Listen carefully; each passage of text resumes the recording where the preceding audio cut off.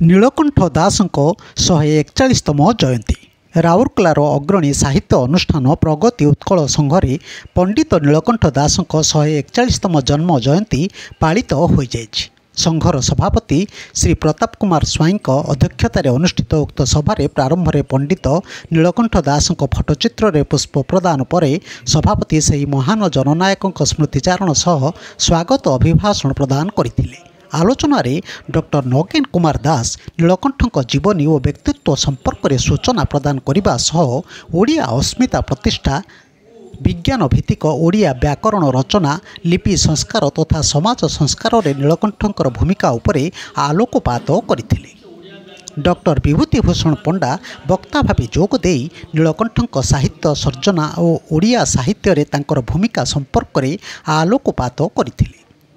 अन्यतम अतिथि डॉक्टर प्रभात कुमार मल्लिक नीलकंठ को विशिष्ट व्यक्ति भाव वर्णना करने सहित से जड़े विद्वान दार्शनिक तथा विशिष्ट व्यवस्थापक भाव तांकर कृतित्व को आकलन करथिले। ओडिशार सारस्वत जगत तांको उत्कल पुरुष भावी मान्यता देइथिबा वर्णना करने सह तांकर अमर कृति कोणार्क काव्य संपर्क में आलोचना करथिले। प्रथम पर्याय शेष में साधारण संपादक घनश्याम धल धन्यवाद देते। द्वितीय पर्याय सांस्कृतिक संपादक अशोक कुमार पट्टनायक परिचालन में कवि त्रिनाथ सिंह सभापतित्व एवं स्मिता मिश्र और रश्मि साहू संयोजन एक कविता पाठ कार्यक्रम अनुष्ठित होता।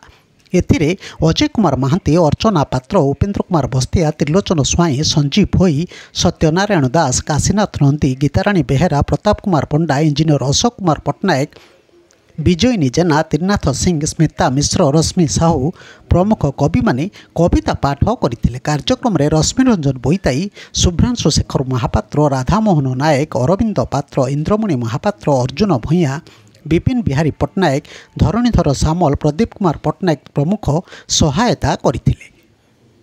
ब्यूरो न्यूज ओडिशा कथा यूट्यूब चैनल को आपण माने देखुछंती। मतामत दियंतु, लाइक करंतु, सब्सक्राइब करंतु और शेयर मध्य करंतु।